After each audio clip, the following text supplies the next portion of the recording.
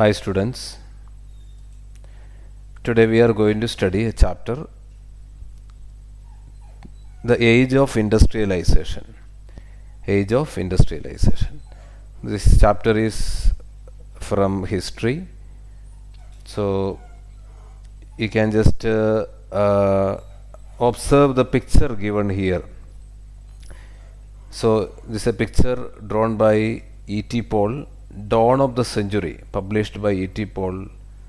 So when you are observing this picture, you can just see modern world is associated with the thinking of technology, machinery, industry, etc. Often with the representation of Alauddin with his magics, and it represents past. This picture is portrayed by a Western person, and you can find mechanics. Mechanic is a modern representation and representing the West. See, indirectly, East, its magic, spirituality, these things are represented. Picture is given here only,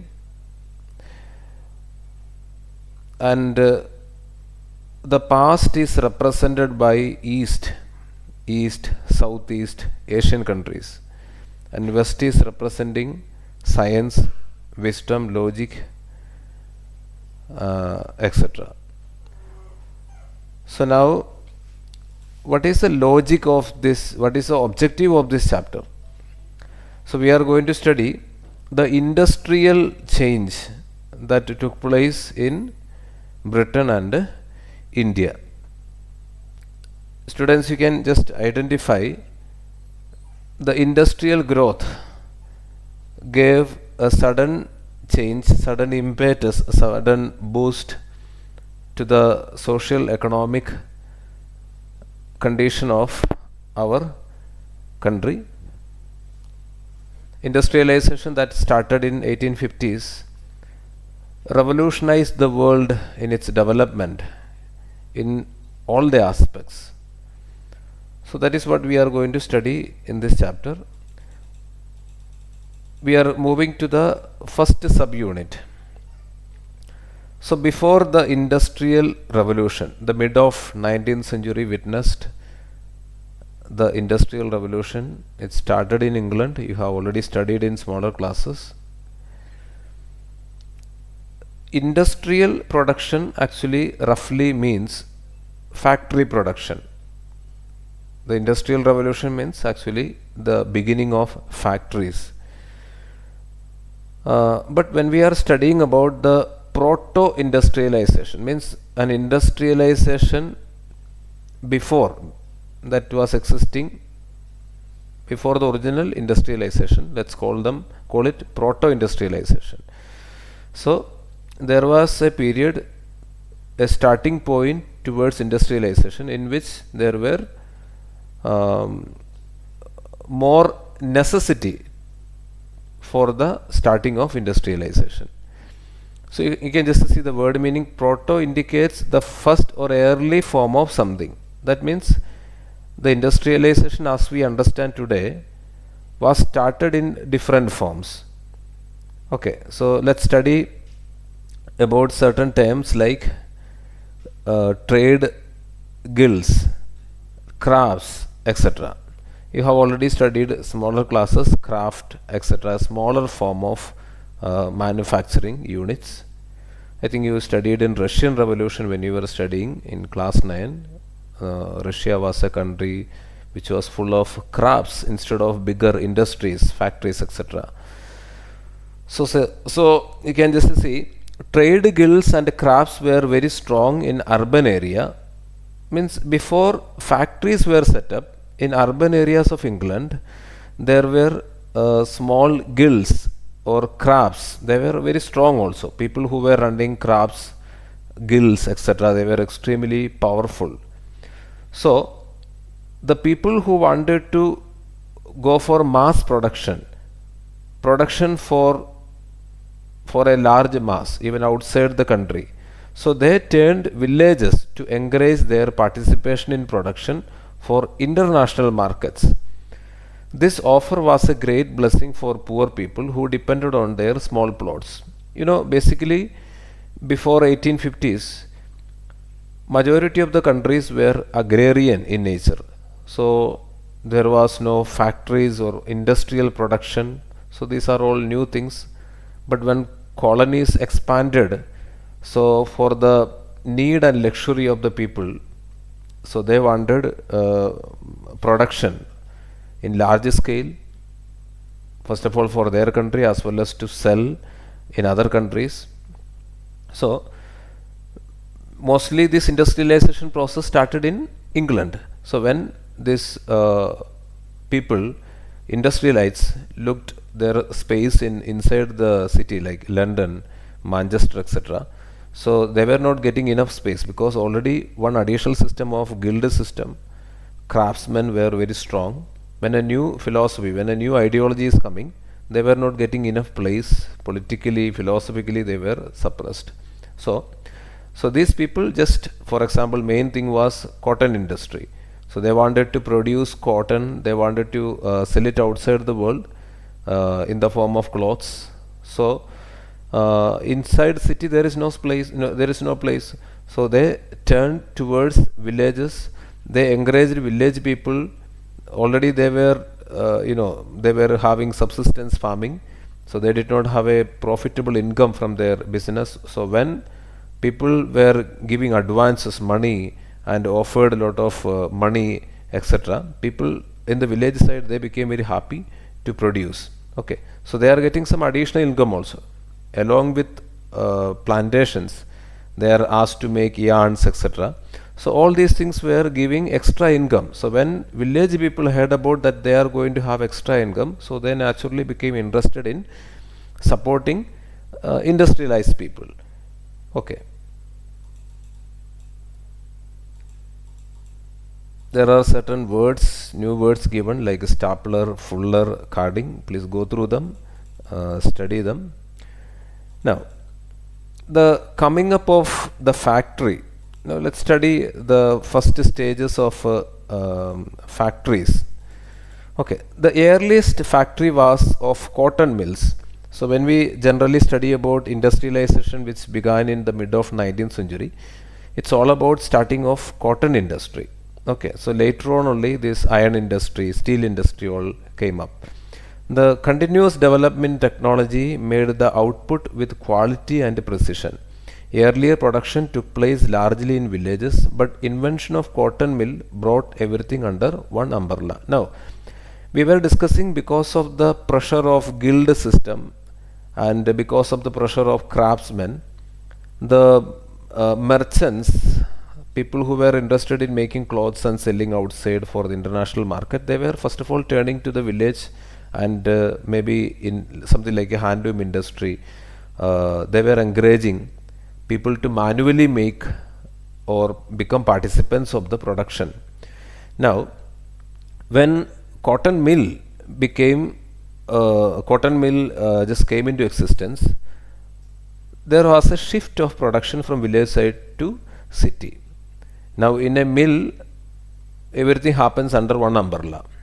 When we are assembling a thing, when we are making production under different places, under different locations, maybe the transportation expense, all these things become so expensive. So actually when we are producing everything in one place, there are so many profit like transportation expenses, all these things can be reduced. There will be better watching how people are working, and there will be better coordination and organization possible. So when mill started to come, they started to concentrate on cities for their production. Now, the pace of industrial change, the pace means speed of industrial change. The most dynamic two industries were cotton and iron industry. You can just see, by 1873, iron industry doubled its value again cotton, against cotton industry. Large industries couldn't easily replace traditional ones. Most of the production took place in traditional production. So actually we are speaking about different aspects of production. First of all, it was cotton industry. Later, iron industry became more profitable. But still, installing an industry, large factory and all is very expensive. And again, technology is continuously advancing. So because of all reasons, the production was basically happening mostly in small scale industries, and there was no sudden boom, there was no sudden development of the industries which are large in size. Okay, fine. Now we are going to study how rapid was the process of industrialization. So our question under this title is the pace of or the speed of industrial change. You can just see, though the speed of traditional industries were not powered by steam engine or electric power, they were not stagnant. Now we are making, as I discussed earlier, we are making a comparison. Okay, we said that there were more number of small scale industries which were participants of production than the number of large industries, large factories, etc. Okay, but they were not stagnant. Cotton industry, or let it be iron industry, steel industry, they were also slowly advancing. Okay, so they were also having their own machinery, their own style of production, etc.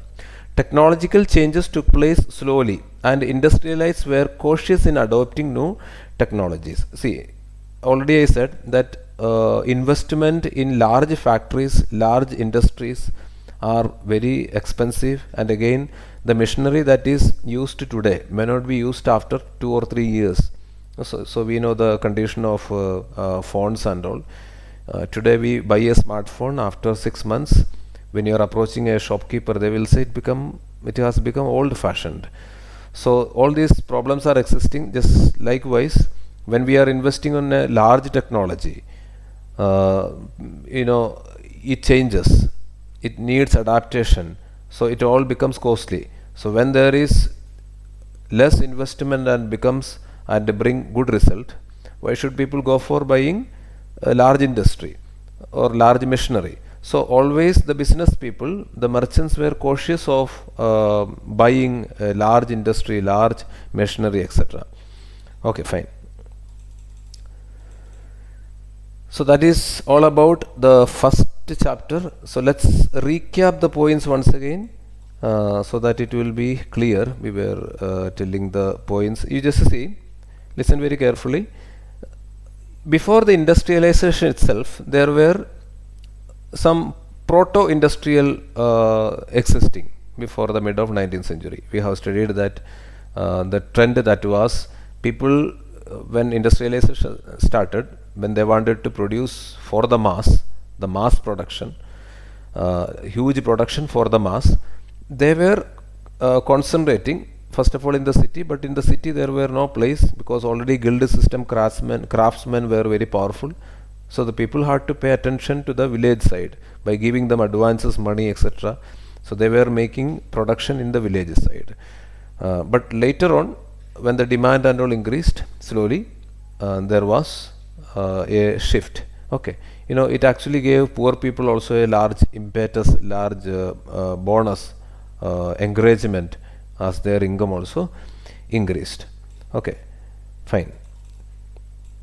And another point, coming up of factory, you can just see earliest factories were basically, they were cotton industry.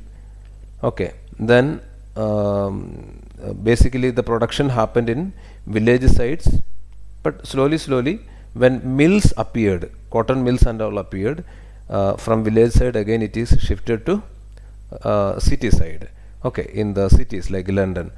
Now what about the speed of industrial change? Speed of industrial change means the adoption of modern technology, modern machinery, which were very costly, like large mills and all.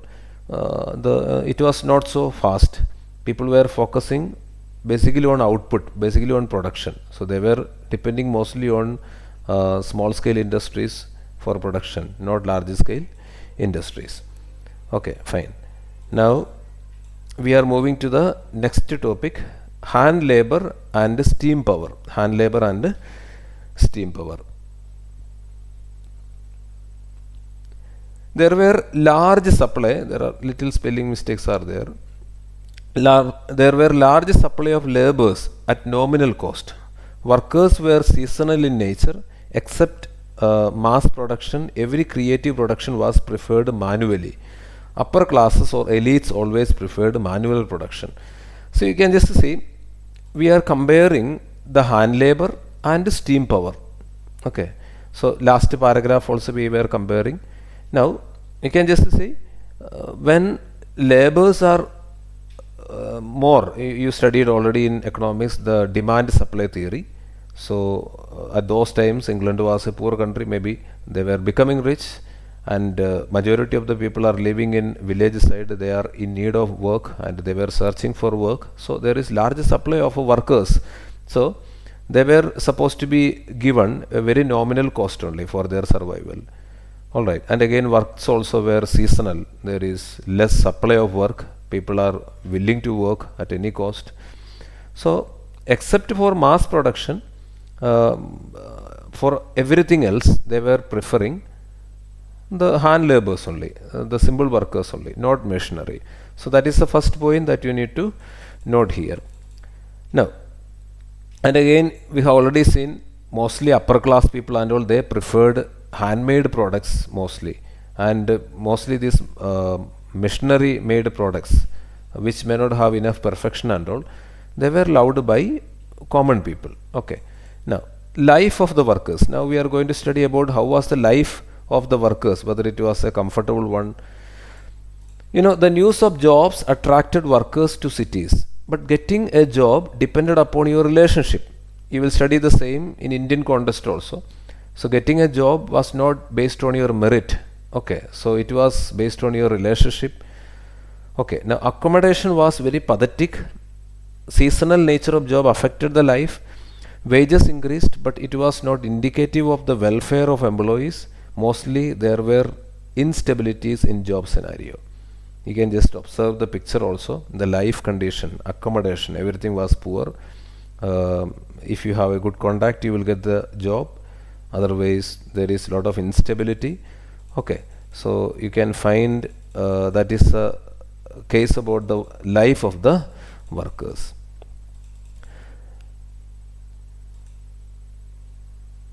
Okay, fine. Now let's move into chapter 3, industrialization in the colonies. Okay, so last chapter we have seen what was the comparison between this handloom production or the manual work, and what was the difference between the steam powered engine, means how cotton mill products were getting demand. Okay, and how the handloom workers were getting chances. We studied that already. Machine made goods are cheaper, it was produced for the masses. Okay, but handmade products, they were preferred by the elites, the rich people of the society.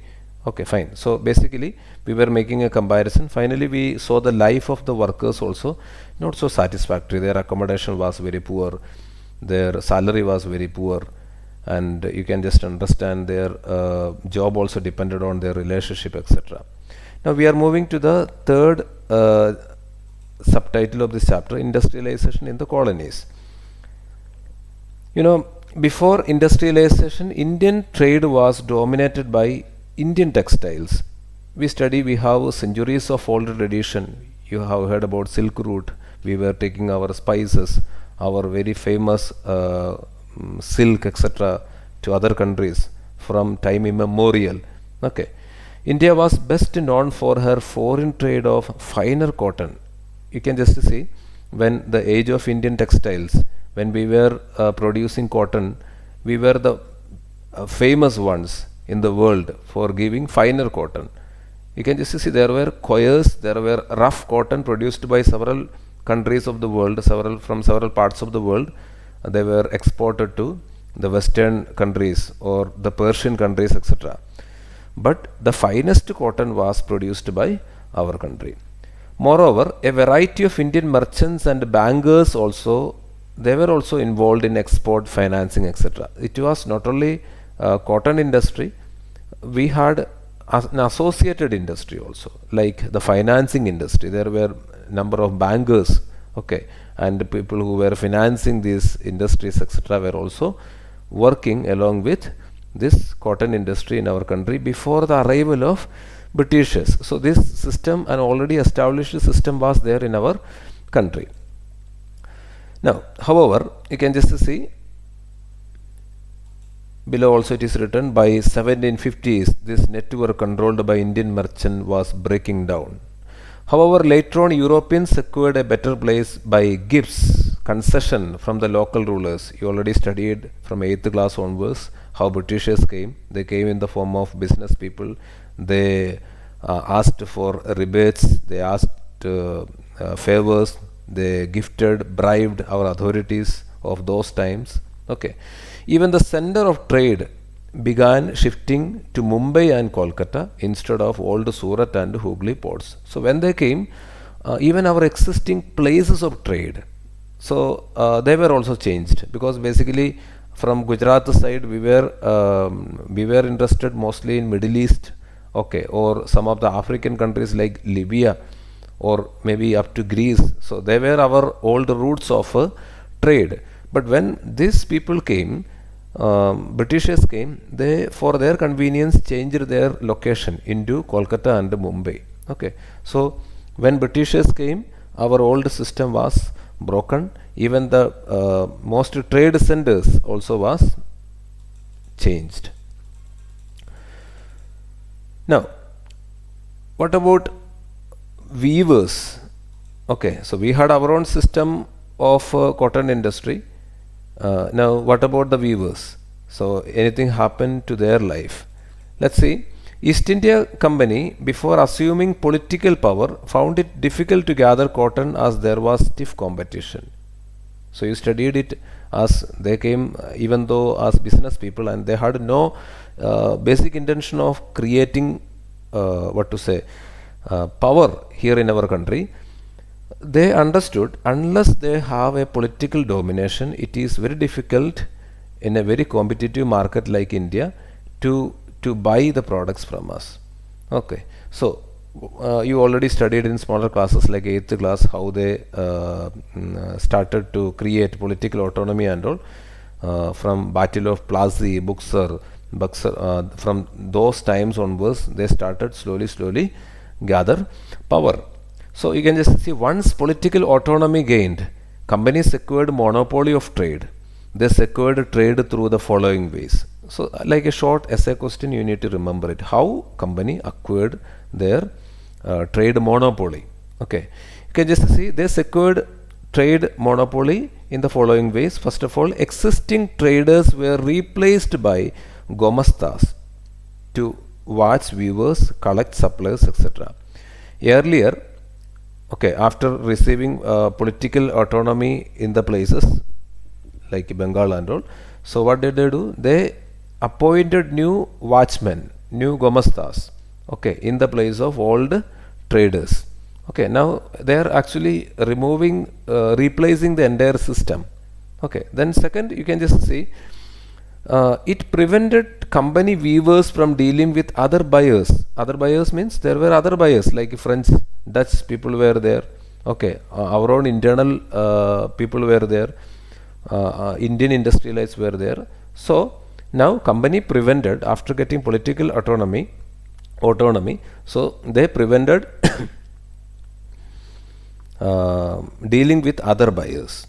So one way of achieving that was giving advances. Money was given in advance to the farmers. You know, money always motivates people. So when they were given advances, they become already committed to the Britishers only.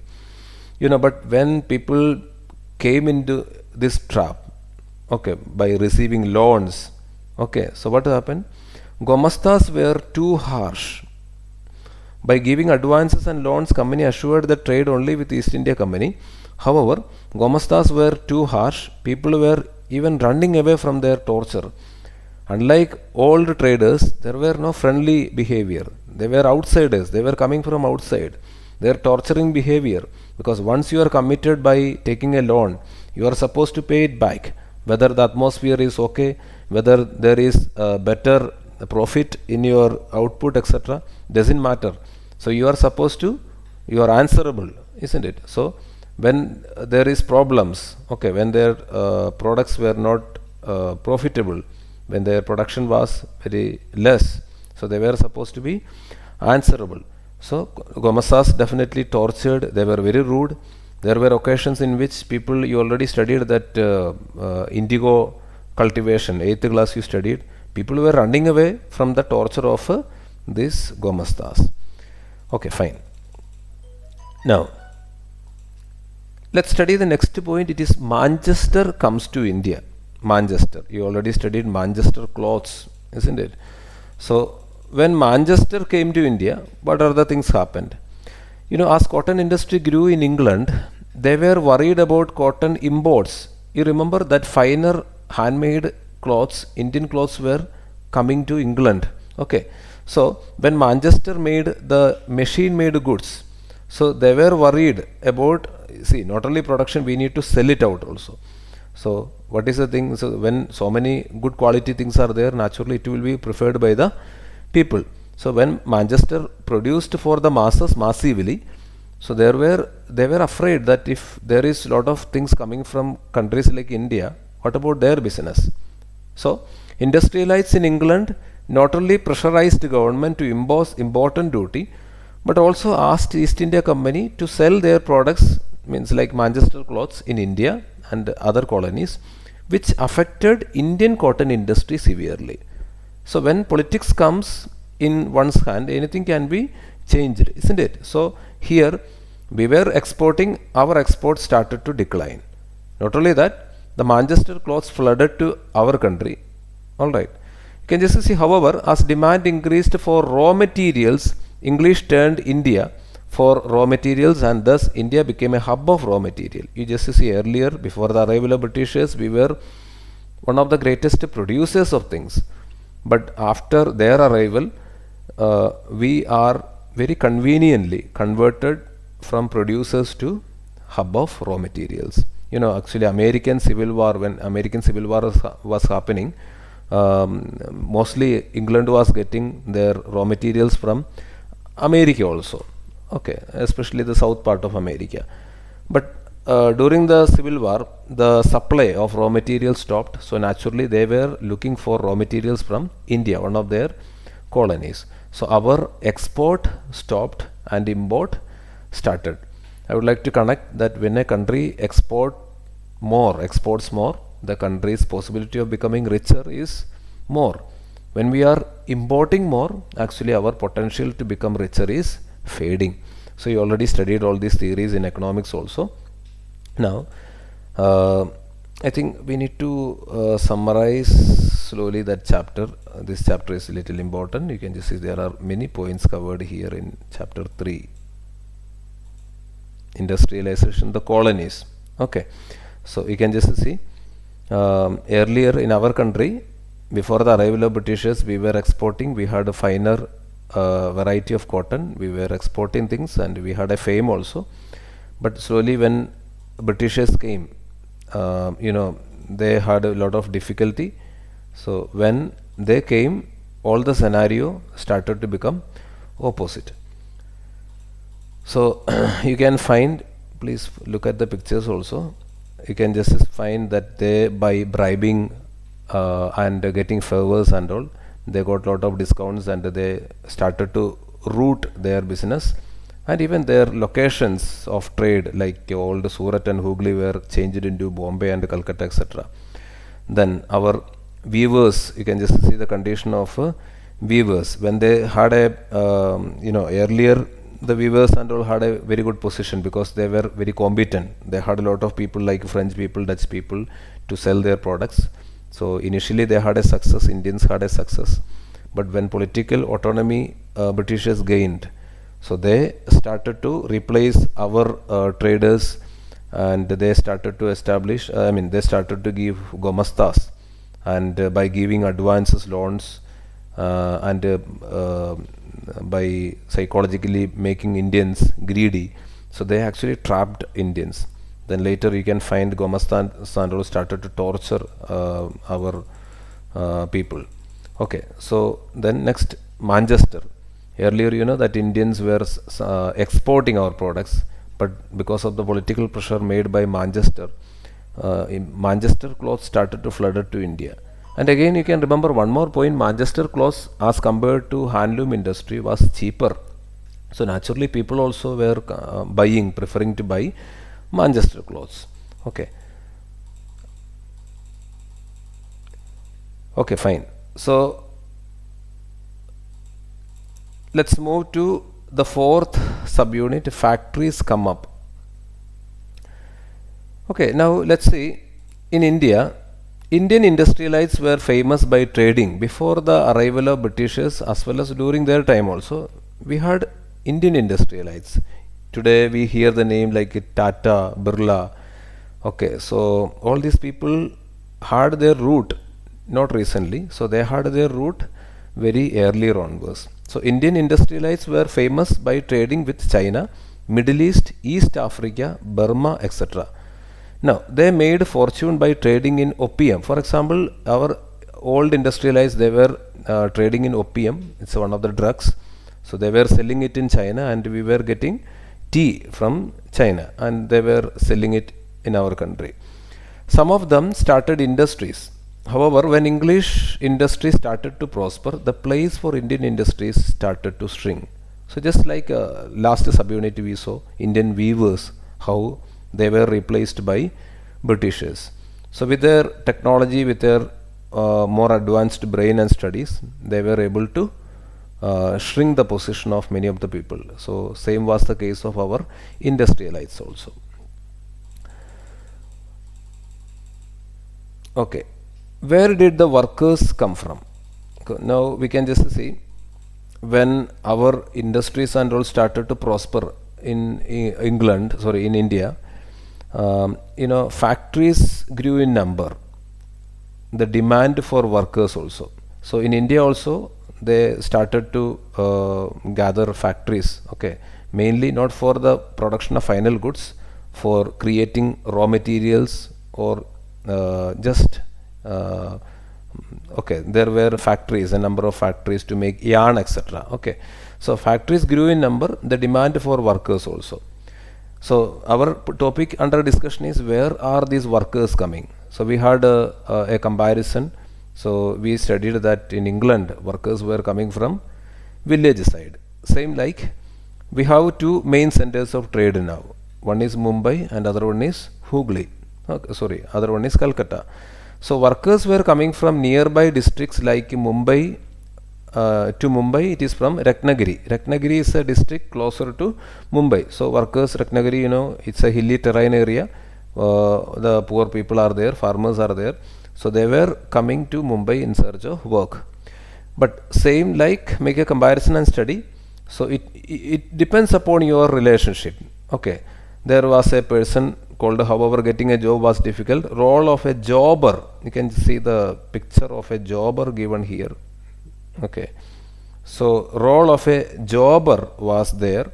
So if you had a relation, if you had a good contact with a jobber, it was easy for you to get a job. Okay, now that is the condition of getting a job. So this is a very simple chapter only. So we were discussing about industrialites in India.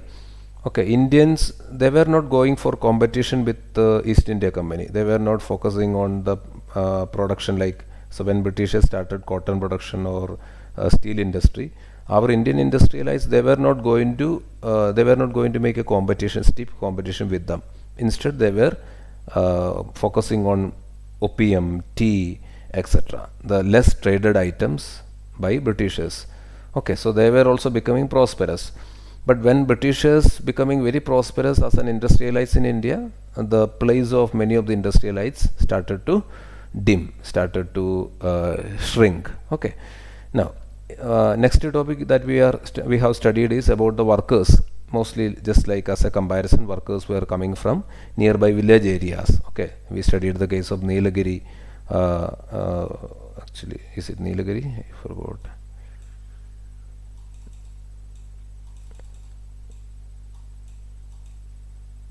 Workers were Ratnagiri, I think. Okay, they were coming from Ratnagiri, etc. The nearby district of yes, Ratnagiri, nearby district of Mumbai.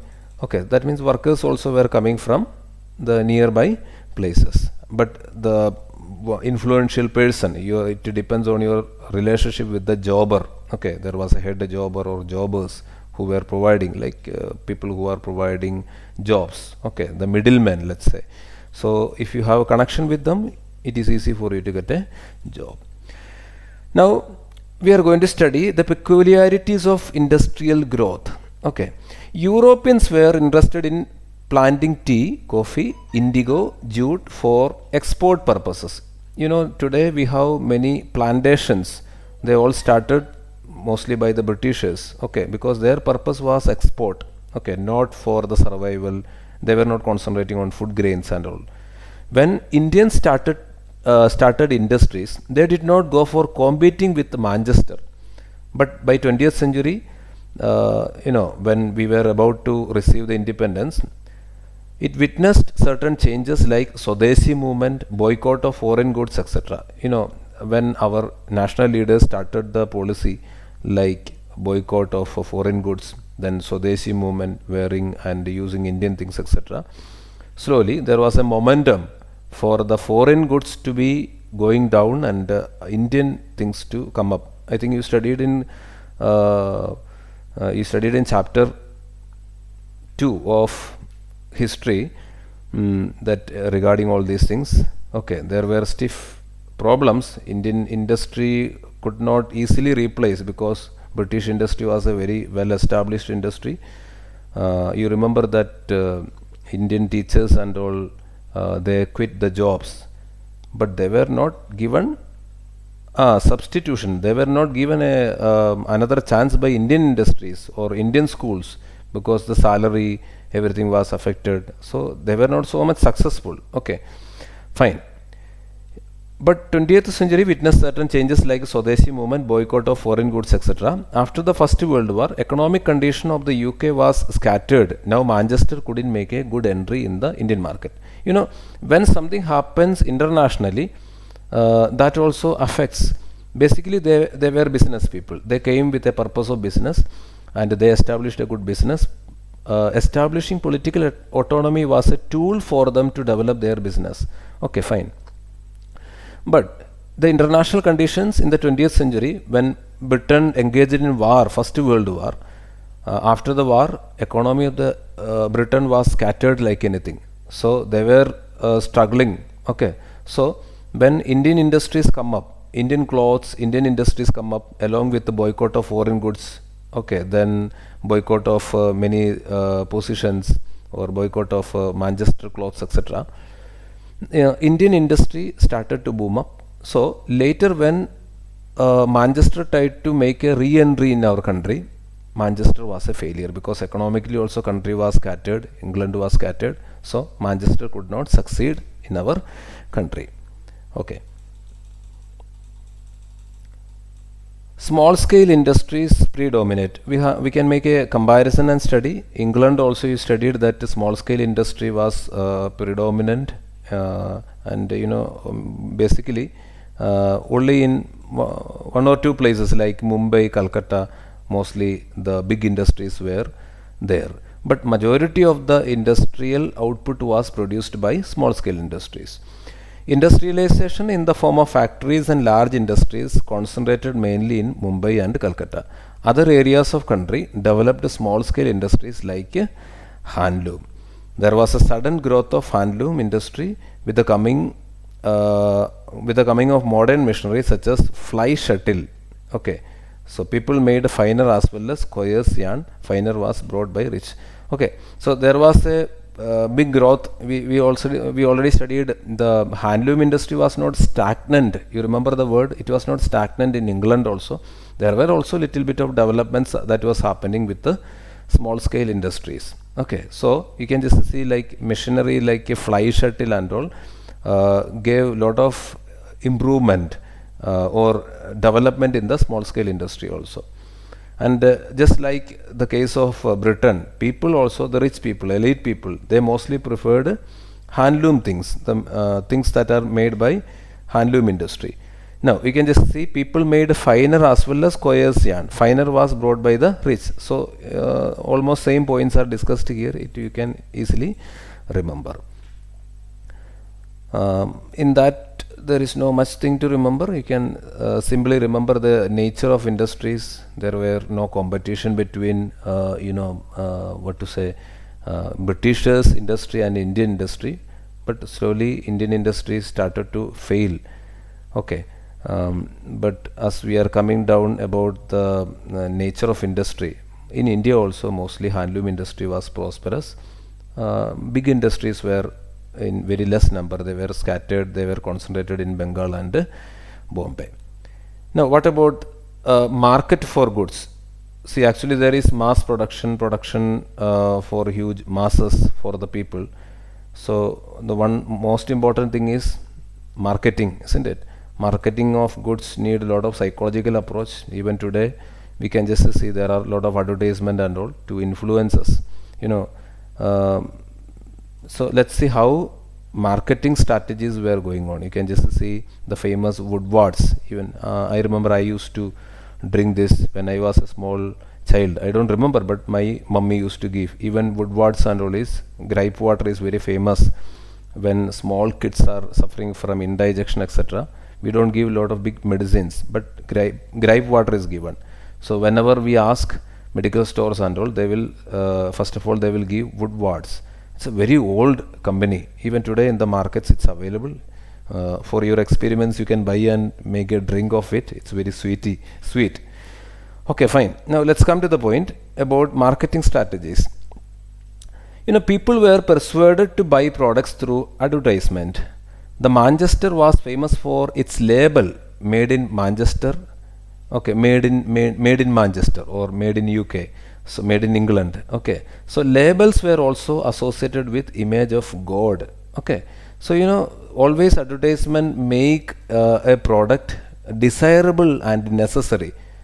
Okay, so it creates a psychological impact. Many things are there. When you see a mobile phone and all, we feel it's a part of my status, or certain advertisement we feel it is necessary for me even though it is not necessary. The power of advertisement, psychological power of advertisement is very much. So by using different advertisement like pictures or giving label made in Manchester, so these are all a proud signal. Okay, so these are all advertisements through which people were persuaded to buy a product. Another one strategy was using calendar. Calendar was a big medium of advertisement as people were compelled to see the advertisements all throughout the year. For example, you just imagine we are making a calendar of our school. So calendar will be there in the wall in the central room. So whenever we are going for looking the dates, we are automatically looking at the school. It becomes an advertisement, isn't it? So likewise they were using different kinds of advertisements. Alright, so that's the end of this chapter. This chapter is a very simple chapter. There are no big essay question and all. Only you need to remember as small essay question how Britishers were, after establishing political autonomy, how they were step by step they were making the industry theirs. Okay, all right, so that's all. I think the chapter is clear to you. Thank you.